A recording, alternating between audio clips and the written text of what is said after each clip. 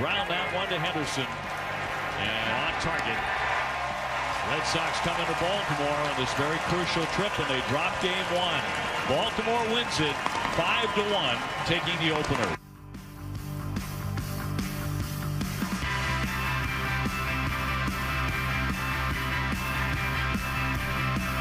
Believe it or not, Milliken, I saw Mazz last night. No, you didn't. I no did. way.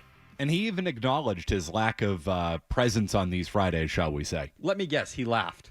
Yeah, he said, boy, that round table.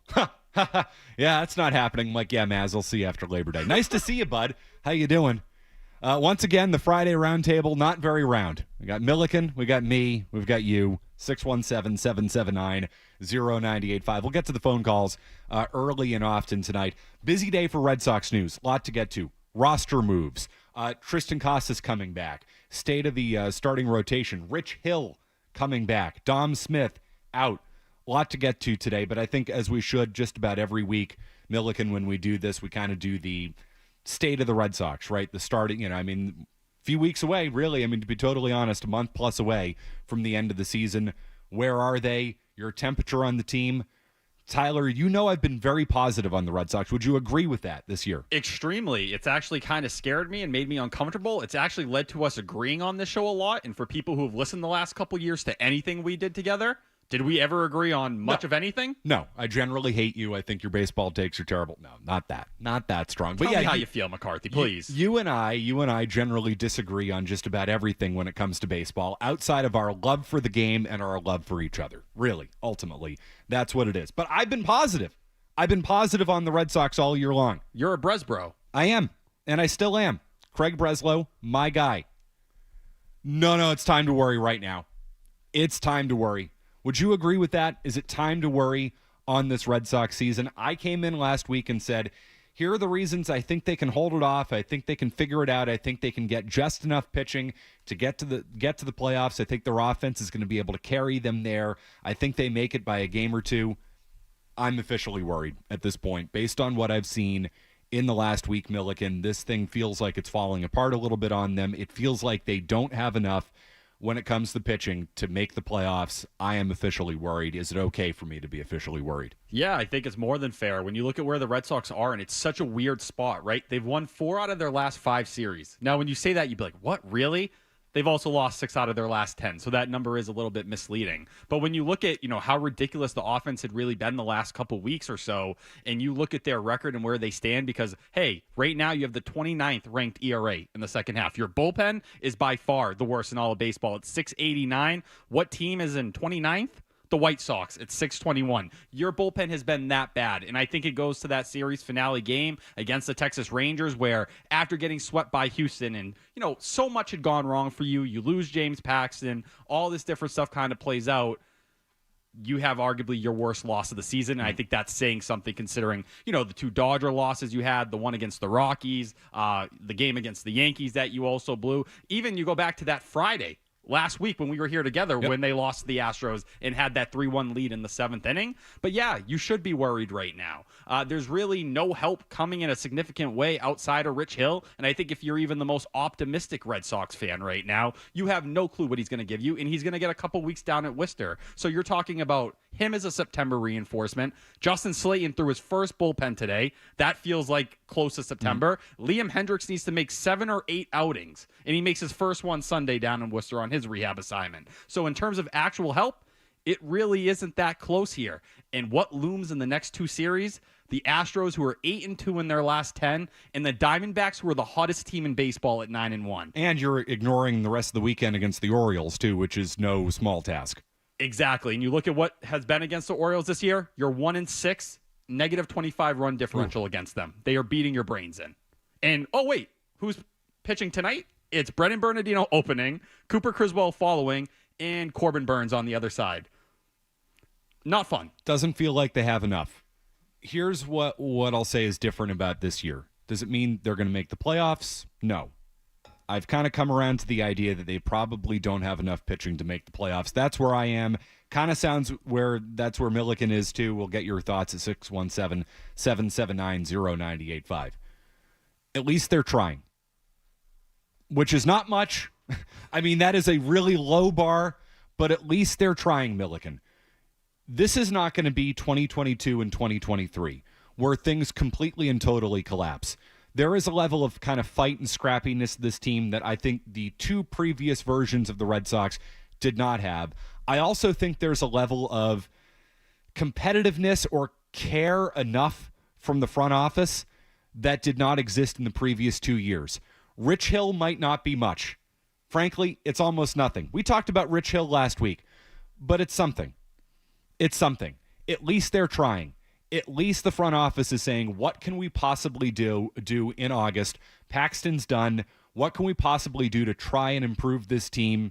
And you go out and you sign a 44-year-old who might give you a couple starts in September. Is that probably going to make enough of a difference?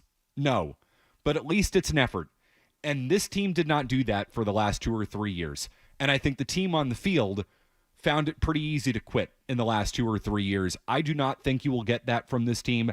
I think they will fight their way to the end. I think they will miss the playoffs because they don't have enough pitching, but it will be a little bit different than them missing the playoffs in the last 2 years. I'm not saying that's the world's best thing. Far from it. But man, the standards have been lowered here, and at least they're meeting that very, very low bar compared to the previous years. Would you agree with that? I do, and I think when we're going to get to the Dom Smith stuff, but in Rich Hill, a lot of ways it reminds me of that, right? Where you had a significant injury that happened, and a lot of people would have said, "Hey, just rock out internally. You lost James Paxton. Let's get Richard Fitz some starts. Let's see what he has. The final 6 weeks." Zach Penrod, Dick Fitz. Yes, Dick Milliken. Fitz. Excuse me, but I think if you're being honest about Dick Fitz, and as someone who was a fan of that Alex Verdugo trade, has he taken the step forward this year you really wanted him to? No, and he's had a nice August, but June and July were very rough. I think anyone who looks at the strikeout numbers, it's an 8K per 9. He's Josh Winkowski. It's a 7th inning arm that struggles to miss bats. More likely than not, won't be able to give you anything more than maybe a number 5 starter in the big leagues. Say what you want about Rich Hill, right? You can be negative. You can say, hey, he's 44 years old. Mm-hmm. The last time you had a 44-year-old pitcher for the Red Sox, it was Tim Wakefield, right? So you were going to the utmost level to try and find depth.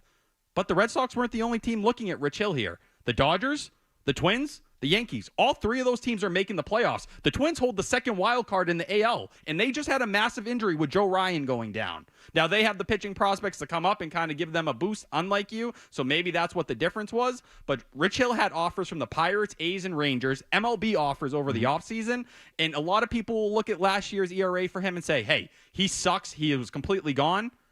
I don't know if I could completely go down there. His first 16 starts last year, 4.45 ERA, 4.24 FIP. That's nothing crazy, but we need you likely for 5 weeks, maybe really probably just a month. Can you get a month of that kind of production? That might mean the difference, a game or two. Or it might mean, hey, Tanner Houck gets an extra day or Cutter Crawford gets an extra day. That might be the difference. But without James Paxton here, that was your security blanket for the Red Sox rotation. Now it's Cooper Criswell. If something happens to him, you're in a very tough spot. It's probably too much to overcome.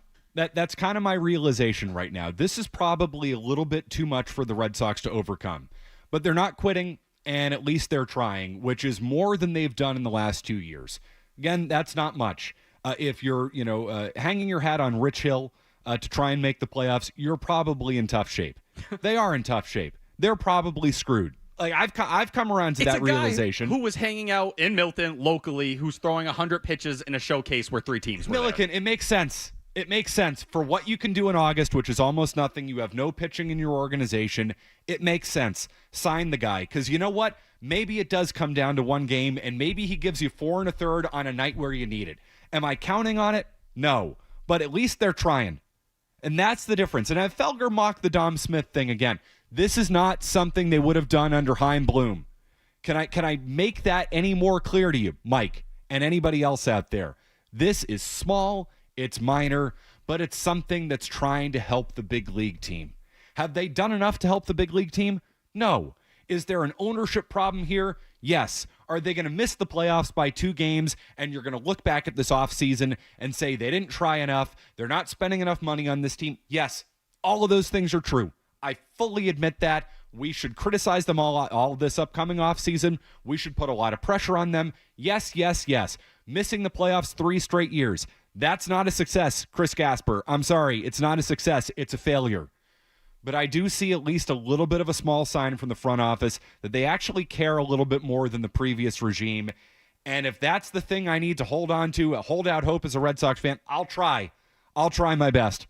But make no mistake about it, they're probably screwed this year, Tyler. They probably are. If you need something positive to cling on to, though, right, you do get Tristan Casas back tonight, who should be your second best bat. I feel like it's kind of been forgotten with everything that's been going on with the Red Sox. Tyler O'Neill hasn't been around for roughly 10 days at this point, battling that leg infection. He comes back tomorrow. So you are getting two significant bats. And say what you will, the offense has been great.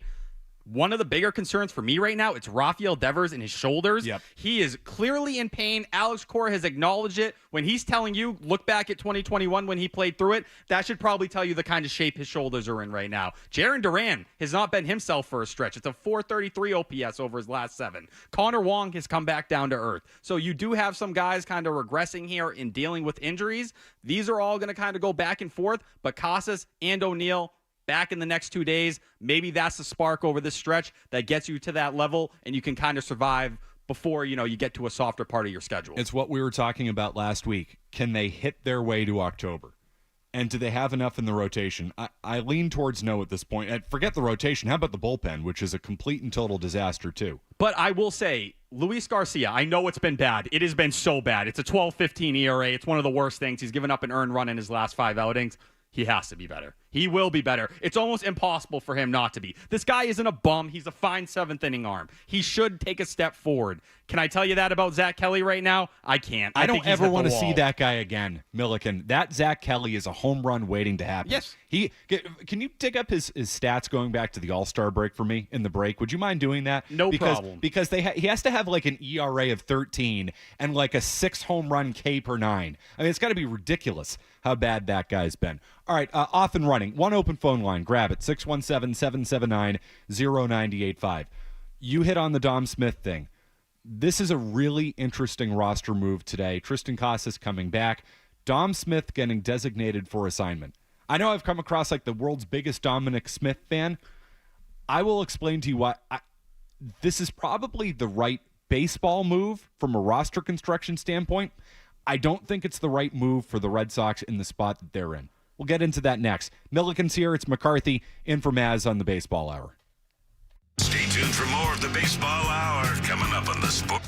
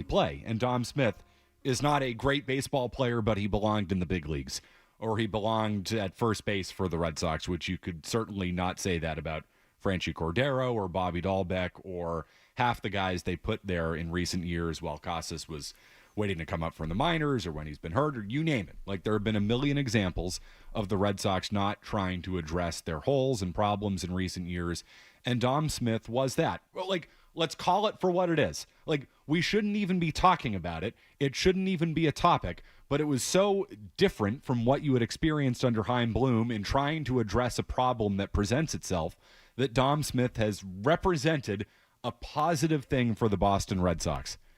And today they designated him for assignment, which, Milliken, to me, makes sense from a baseball perspective.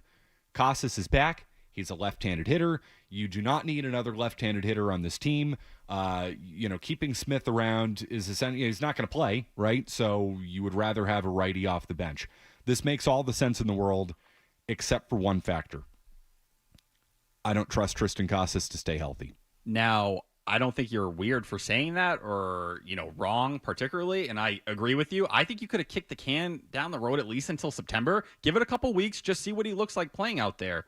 But you go to what he said to Alex Spear 2 days ago, and this is where things get a little weird in the Tristan Casas story once again, because seemingly he was telling Spear, I'm going to ride out my rehab assignment until Sunday. I really do want to get to the big leagues without any pain. More likely than not, that's not the case, but I still have work to do. All of a sudden, we see today he's up in Baltimore. Cora wasn't speaking like he expected him in Baltimore. So I don't know if this was them kind of pushing him along, him finally saying, hey, I'm going to deal with this pain, and it is what it is. But he told Alex Spear, when I hit a foul ball and I really square one up, the biggest thing for me right now is trying to get comfortable back at the plate afterwards, trying to get through the pain and, locking back in. That's a scary reality when you're going to be back in the big leagues and, the pitch clock is here, just like the minors. Things are going to be moving quick. What is it going to be like when, you foul a pitch, you slam it to the right side in the ninth inning, and you got to get back in that box, and you're still wincing? Milliken, he's been all over the map when talking about this thing. I have no idea whether he's healthy or not, because 1 minute he says he's healthy, and the next minute he says every time he swings, he feels like he's getting stabbed in the ribs. That was a week and a half ago. Today, to Chris Cotillo. Cotillo had this tweet. What did Tristan Casas learn about himself over the last 4 months? Casas, that I'm one tough SOB, unquote. A week ago, you're saying you're, doubled over in pain, and then you say you're not in pain, and Alex Cora is asking whether or not you're on the same page. You know what it all comes down to?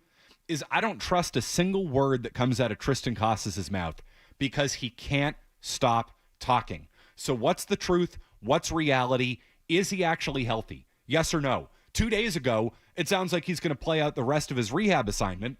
Now he's up in Baltimore, to your point, Milliken.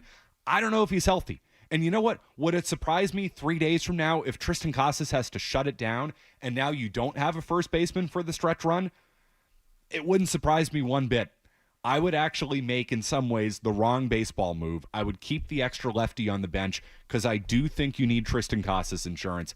I don't trust him to stay healthy. I don't trust him. And I don't trust this injury, which is weird.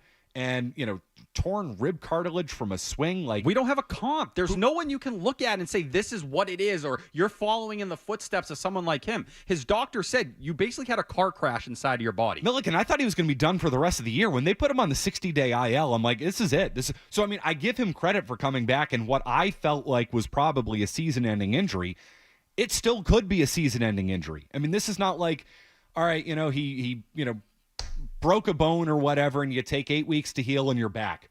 This is something completely and totally different. To your point, there's no comp. It's a rare injury. What's he going to be like? And to me, there is no Tristan Casas insurance, and he's a guy that you need insurance for based on the injury and based on him, because he's just a weird dude, man. He's a weirdo. And I think when you're talking where Casas has been, on the rehab assignment, he swung it well. He's 12 for 40. That's a 300 batting average, a 954 OPS, 147 weighted runs created plus, so 47% better than league average as a hitter. He's hitting the ball hard. It's a lot of doubles. He had a bomb out of Polar Park the other day that was going everywhere online. But yeah, it feels like he's one swing away from something bad happening or that big setback. And to me, that's when I start to worry, because what are your depth options? It's Mickey Gasper, a guy who just got up to the big leagues.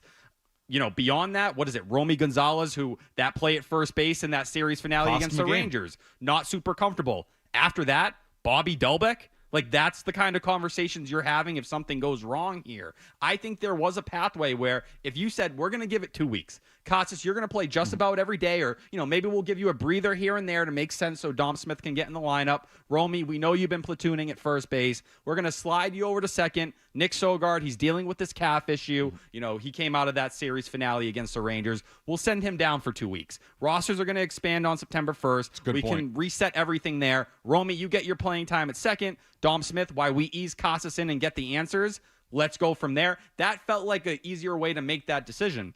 But I don't know. This is a cutthroat move. I don't know if this is Craig Breslow saying, hey, we care more about roster flexibility and sporting the best 26-man roster right now. And say what you will. Nick Sogard, he has looked very good when he's been out there. It's a professional at bat. The defense, I think, means more than anything. That turn he had at second base, you heard everyone kind of light up when that happens. It's just there's not much of a security blanket here, and I'd be shocked. Absolutely shocked if another team doesn't claim Dom Smith, because you look at his numbers right now. No, he's a big league player. He's going to get a job. And a lot of people will say, well, it's only a 706 OPS since he signed with the Red Sox. Back to June 1st, it's 770. He's just been consistent, dependable at first base, and that is not an easy thing to live without, which the Red Sox have done for years. I think it's a mistake. Like the roster construction aspect of it, you don't want to keep a backup left-handed first baseman when your starting first baseman is also left-handed. I just think it's a mistake given Tristan Casas' injury and given Tristan Casas is Tristan Casas. So it sounds like we agree on that. McCarthy, I have a question for you. Sure. If Chaim Bloom was the CBO right now, and you would probably say Dom Smith wouldn't be on the He roster, wouldn't be on the which roster. is, I think, a very fair take. But say he went and got Dom Smith, and this move happened today. What would be your outlook on it? So hold on. Can you explain that to me again? Like if Bloom... If Chaim was still here, Yep. exact same situation, everything is played out to this point, he DFAs Dom Smith because he cares about the roster. No, I'd criticize it. And you would say it would be a lack of feel for the clubhouse. Yeah, I agree. And I think Breslow made a similar mistake here. Which is very interesting, because I think one of the things we've talked about with Craig Breslow has been former player, he should get the clubhouse. And as we've seen, the players seemingly think he does, at least up into this point. That's why they thanked him for Dom Smith any chance they got. Rob Refsnyder's been on the record a million times saying how much that meant to them. But that's where Dom Smith and Rob Refsnyder have really become the leaders of this team. And you are going through arguably the toughest part of the year between what's going on the field, the injuries, the Jaron Duran stuff. Does this have a chance to really hurt what's been going on in that clubhouse? So it shouldn't if Casas stays healthy, because they should be able to get past that. That's the bet here. The bet is that Casas will stay healthy and Smith is not going to play, and you hope the team can understand that. I just wouldn't bet on Casas staying healthy. I think it's a mistake. Is it the end of the world? No, but I think it's a mistake. 617-779-0985. Let's go to Brian in Norwood up first tonight with McCarthy and Milliken. Brian. What's up, Mr. McCarthy? How you doing, my friend? How you doing, Brian? Here's my trickle-down effect. I miss angry Alex Cora. So Alex signed. He got fat on the paycheck, and he's, angry Alex has sort of disappeared, and he's managing the team now. All's good. And it's the team kind of taking that vibe and been like, all right, there's our leader. He got paid. And we're all just kind of ride this out. So I don't think so, Brian. In fact, I'm fine that Alex Cora is calm Alex Cora right now, because angry Alex Cora did not help you in the last 2 years. Sunk you. Angry Alex Cora helped sink you in August, and he had every right to be mad, and the team had every right to be mad with the lack of investments that Bloom made at the trading deadline. But no, if you want to say angry Alex Cora has gone away, that's more of a conversation for the offseason. And frankly, it's more of a sports talk radio conversation, because angry Alex Cora gives us great quotes and we get to sink into them for weeks and all that. We're the ones who should be upset about angry Alex Cora going away. Red Sox fans and the Red Sox themselves should not be upset about that. Yeah, and I think I'd also say when you look at where Alex Cora is right now, right? He has kind of preached this different message the entire year, and it's not anger, but I think it's the kind of attitude that, hey, screw what the front office does. Who cares what they were going to do? It's about what we have going on in here. And for 3 years in a row, that wasn't the case, even in 2021. It also helps that the front office hasn't actively tried to sink them all year long. That does help. They may not have hit a home run at the deadline, but as Alex Cora did say, He felt like they helped them. They thought they solidified the bullpen with Garcia and Sims. Paxton coming back was supposed to help the rotation. They small T tried Milliken. They did. That's it. They didn't hit a homer. It was a lot of singles. That's what I basically call it. But that is more than what's happened the last couple years. You didn't subtract. You didn't add not at all or only Luis Arias or whatever it was. And say what you will. Cora was putting pressure on the front office leading up to the deadline and before he signed that extension, where he was telling the players, hey, we got to be greedy. We got to keep pushing here. I believe in this group. I think we can win the World Series. I think that's the energy they've carried. All right, 617-779-0985. Got thoughts on the board on Dom Smith, Red Sox minor league system, Cedon Rafael. A lot to get to. We can get to the Rich Hill thing. We can continue to get to that as well. A potential rule change, though, in Major League Baseball that, to me,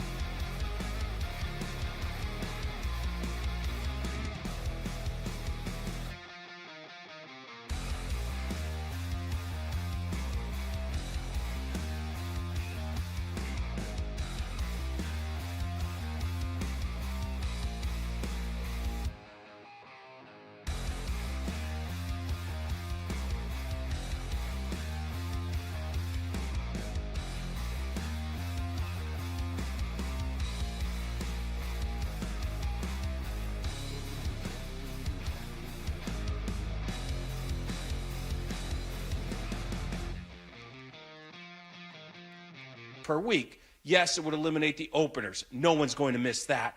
It would also take away that manager's decision when a pitcher's approaching the batting order for a third time. If he's going well, they're going to have to leave him in. If he's not going well, he probably would have been pulled anyway, considering the carve-outs that would be associated with this. 100 pitches, or if a pitcher gives up 4 or 5 runs, he can be pulled. So really, it's about that analytical decision to pull him before he faces an order for the third time. Everybody is in agreement. They want to see starting pitchers go longer, agents, players, executives, and certainly the league. And they also think it would increase scoring, maybe that third time through the order. There'd be a few more runs put on the board. And it would reduce injuries if pitchers' training habits would change. So this is potentially a panacea, something the league is talking about, requiring starting pitchers to go at least 6 innings. And by the way, it would also reduce the stress on relievers, as their workload would be reduced as well.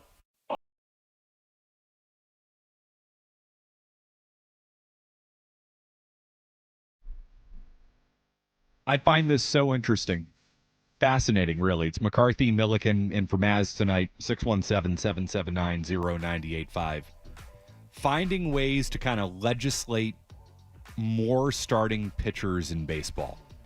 And this is a proposal. Walk me through it again, Milliken, the rule change that Major League Baseball is kind of kicking around. Yeah, so the main goal for them here is to make it so every starting pitcher, the expectation is you're going to go 6 innings unless he's thrown 100 pitches. You can pull him. He gives up 4 or more earned runs, or he gets injured. And even if it's an injury, you're not going to get these fake injuries where, hey, he was dehydrated or whatever it is. You got to go on the IL if you do come out of the game. It's just part of it all. But the hope would be every starting pitcher goes 6 innings unless they fall apart. This is a start, but it's not the direction they should go into. I don't like that it would take the manager's decision out of the game as to when you pull your starting pitcher. We need to find a way to entice and encourage managers to leave starting pitchers in the game longer. We need starting pitchers to pitch to contact more, so they pitch longer, they stay healthier, you name it. I don't like the idea of mandating that a starting pitcher must go 6 innings unless he reaches 100 pitches or unless he gives up 4 or more earned runs. I do not like the idea of mandating that this pitcher must be in the game to face this hitter in the 6th inning. It's a start, but it's not the rule they should consider. The rule they should consider is the hook DH, so they call it, which is very simple. When you pull your starting pitcher from the game, you lose the designated hitter. That, Milliken, is the way they should go. Because that leaves the manager's decision in the game. That's good for people like us. We can come in the next day and say, hey, Cora messed that up. He pulled the starting pitcher too early, and they lost the DH, and you had to figure it out, and the game went to extra innings, and now Luis Garcia was batting in extra innings. No, so Cora screwed that up. Or, hey, Cora made the right decision. He stuck with the starting pitcher a little bit longer than you thought he would because he wanted to keep the DH because they were down in the game by a run, and he knew that was important. That brings decision-making, that brings controversy back into baseball while also placing more of an emphasis on the starting pitcher, brings strategy back into the game. That's the rule. You want to pull your starting pitcher? That's fine. You want to do the stupid opener? That's fine. You're going to lose your fat-ass designated hitter who goes out there and hits 35 bombs. That's the decision you have to make, manager, and we can agree or disagree, and we can criticize or say you get it right. That's how they should do this, but I like that baseball is considering ways to force managers to keep starting pitchers in the game. And I do think this is going to be the kind of situation here that takes a very long time to implement. People got to realize how many years the pitch clock was kind of coming together in the bigger base pass. It starts out in independent ball and then minor league ball, and it's years of minor league ball as they get data. There's people and execs talking about this, and they're just saying, you don't even realize how much it's going to just shape pitching development. Where in this world today, down to the high school, middle school level, every kid is trying to throw as hard as they can. That would no longer be the way they need to develop these guys and think. So you're going to completely change the mold of pitching that's come through in the last 10 years where velocity is king. Right? Now, where I do kind of look at things, and the double hook, credit to Jason Stark, I think he's the first person that ever really came up with this idea and put it on the map. Bud Black had something to do with it too, but it's Jason Stark, Bud Black, good, smart baseball people. Lifers, people who've been around this game and seen so many different versions and eras of it, right? But I do think when you look at the entire idea of the double hook, you are going to find a balance here with the players where maybe the pitchers kind of look at it and they say, all right, awesome. Like, you're kind of doing these things to help prevent injuries. It's supposed to get us pitching more. We're going to get more innings. We're going to have more value. And we know what starting pitching is. But at the same time, on the other side, designated hitters, the J.D. Martinezes of the world. We here in Boston, David Ortiz, right? Like, imagine if there was a world where we had to see David Ortiz come out of the game in the 6th inning. Or put him at first base. Yes, or put him at first base and have to make these tough decisions. And I do love the idea of having to work your bench in that way. I believe Jason Stark framed it this way as well. It's like the first half of the game is an AL game. The second half is an NL. I love that. Who doesn't miss interleague ball like that, right? I think, well, some people who, are boring baseball fans and they like the designated hitter.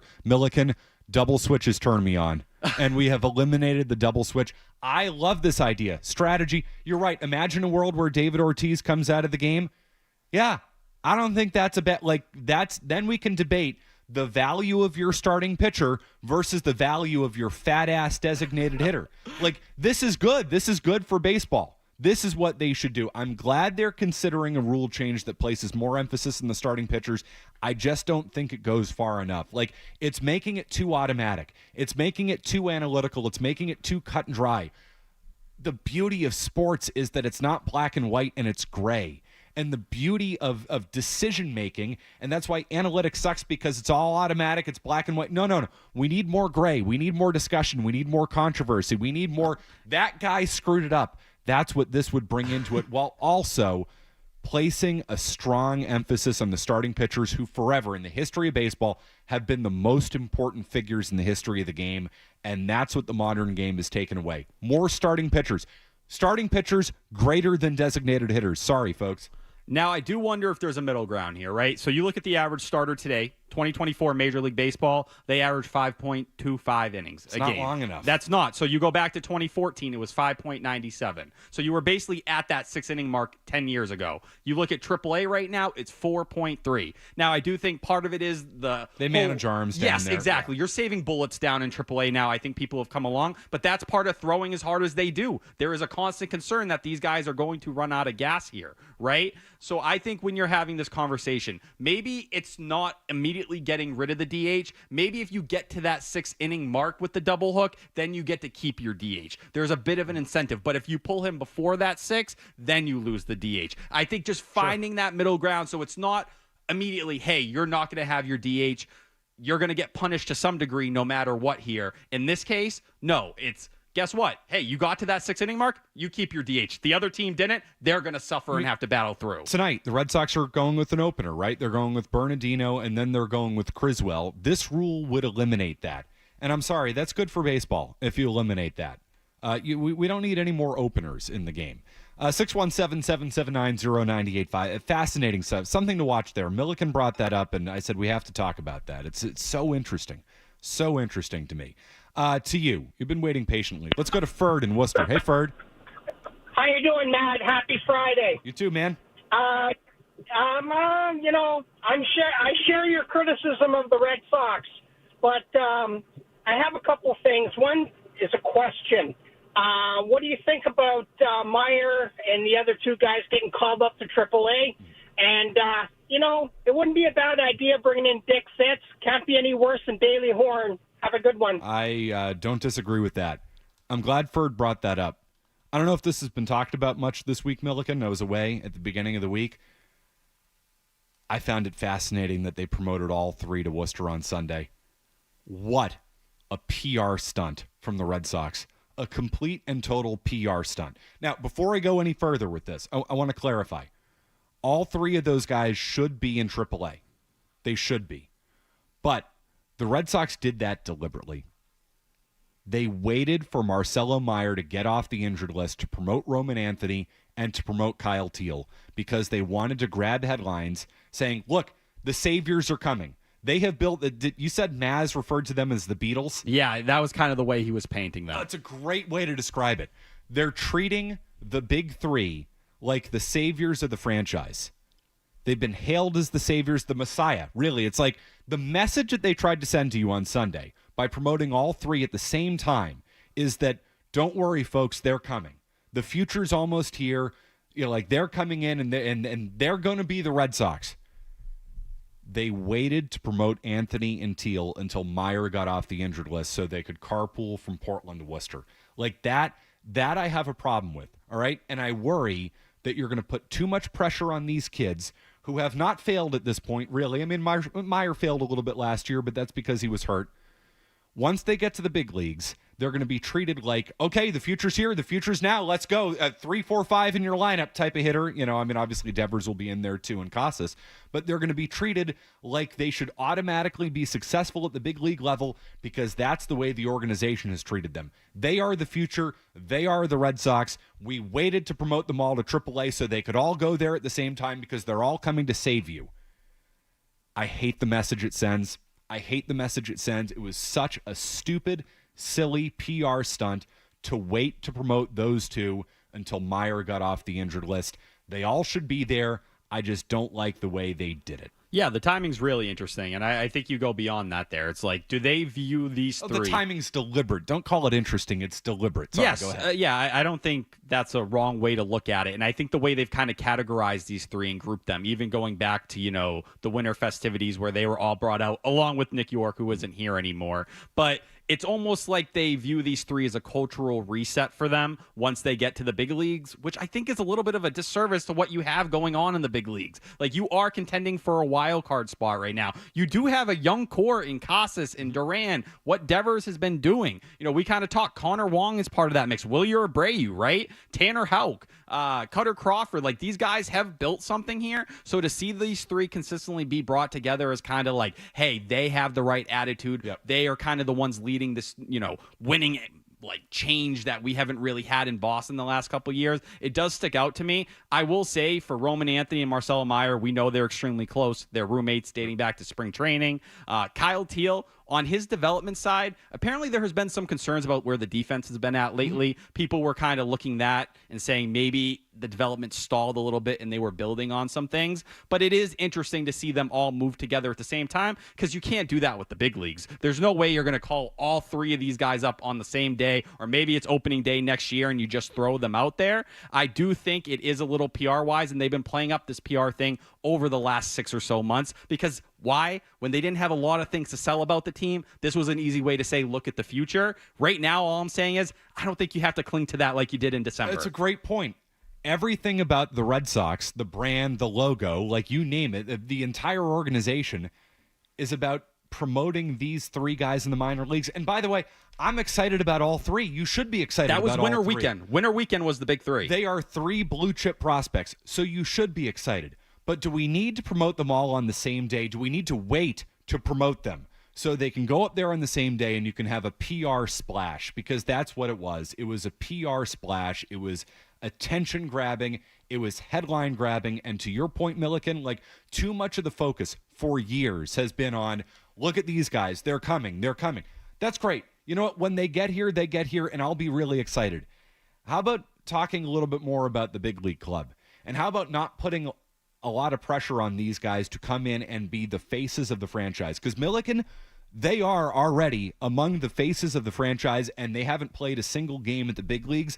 And I think the organization, I think the Red Sox themselves are complicit in that. I think they have deliberately wanted to brand them as such, and I don't think that's fair for three kids who have never seen a major league pitch.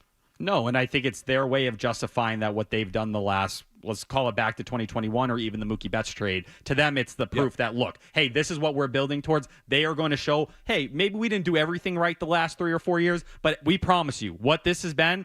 At the end of the day, when we get to the end of this whole story, you're going to see why we operated the way we did, the way we kind of went about things, why we pushed these guys so heavily and held on to them when, you know, we could have dealt them or maybe pushed things along farther in a certain way. I do want to add to that whole little point about bringing Dick Fitz up. The 4.42 ERA at AAA with a 4.93 FIP. I'm sorry. That's just not going to do it in the big leagues right now. If you're looking for an arm to bring to the bullpen, especially with the lefty struggles, Cam Boozer landing on the IL, the caller mentioned Bailey Horn, get Zach Penrod up here. That's a lefty that can get up to 97 from that side. They've already converted him to a relief role the last couple weeks. He looks best suited for a bullpen, and he needs to be added to the 40-man this winter because he'll become a minor league free agent if he isn't. You're going to add him, so put him on now and give him a shot. There's a guy who throws heat who's going to be on the mound in Worcester and at Fenway later on that we need to talk about. We'll do that next.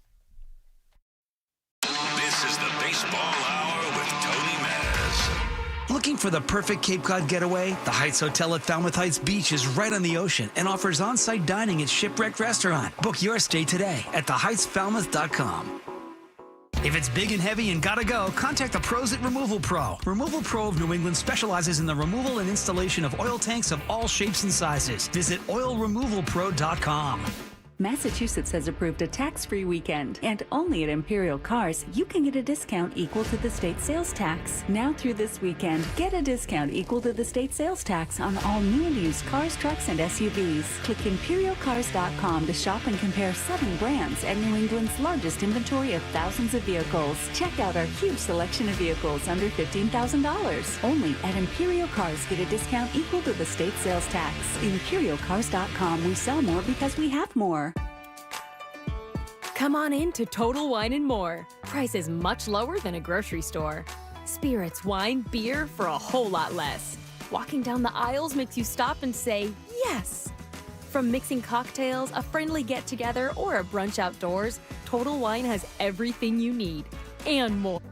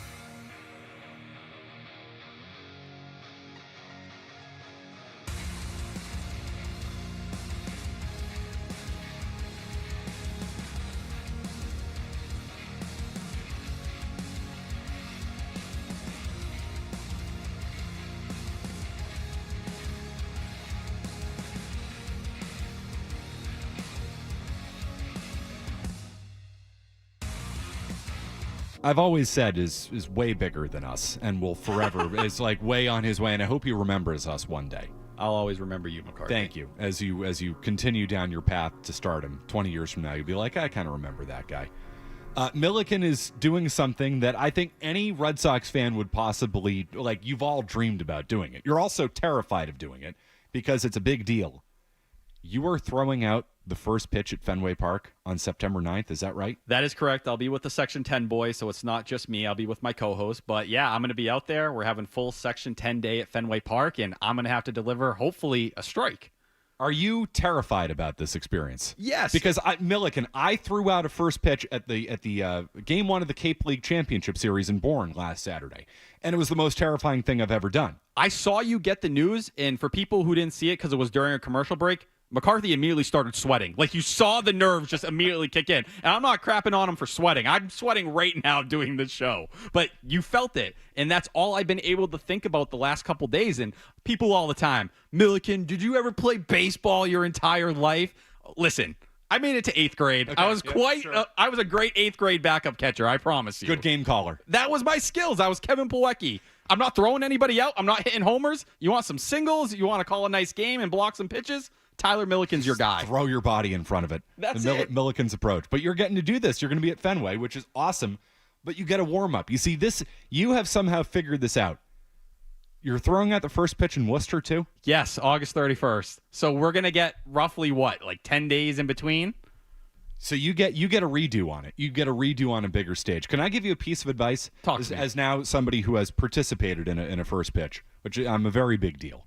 I hope you understand that, what a big deal I am. Aim high. Okay. There are no heroes. Don't get on the mound. No matter what you do not get on the mound. What happens if I don't have a choice? Stay in front of it. No, you get in front of the mound. I don't care. I demand. There are no heroes. Don't get up on the mound. And don't spike it. Aim high, lollipop it. That's my best. It was my first pitch great? No. But nobody's ever going to say, as somebody said to me, he said, you know what, that was good enough to not go viral. The last thing you want to do is go viral on this. Aim high, lollipop it. Don't try and blaze it in there. The second you try and put some mustard on that thing, you're done. You're going to put it in the dirt. That's my advice to you. See, but I feel like I'm the guy. If something's going to go wrong, if something extremely embarrassing is going to happen, it will be me and it will be everywhere. The only thing I'm going to say, if I do aim high, there is a point where, depending on who's out there, and listen, I'm asking for Nick Sogard. I want to throw my first pitch to Nick Sogard. Okay. Everyone knows I'm leading the fan club. Not the tallest gentleman. So if I have my Jordan Leandre moment, I hit a cameraman in a very unfortunate area, I'm never living that down. That's terrifying. You got to warm up, man. I'm telling you, warm up. I'll bring the glove over. We'll play some catch. I ordered some baseballs off Amazon yesterday, so I'm ready, McCarthy. Milliken and I are gonna have a catch. It's gonna be a great father-son moment. It's gonna be awesome. Congratulations, man. Thank Seriously, you. I mean that. Your stardom is this thing's taken off. And I'm gonna come watch you in Worcester. And maybe at Fenway too, depending on my night. I'm gonna make sure you throw a strike. Thank you, McCarthy. And the best thing about it is you're throwing out with 3 or 4 other guys, right? It's not all on me. You don't be the worst. Again, there are no heroes in first pitch land. The best piece of advice I can give you is just get out of there with your life, man. Just get out of there unscathed. That's the best piece of advice I can give you. Thank you, McCarthy. Joe Murray's coming up next. Matt Stenberg has your headlines. We'll talk to you Monday. WBZ-FM and HD Boston. Patriots! It's an all-new season for the Patriots. Wow. You'll hear it all right here. Yes.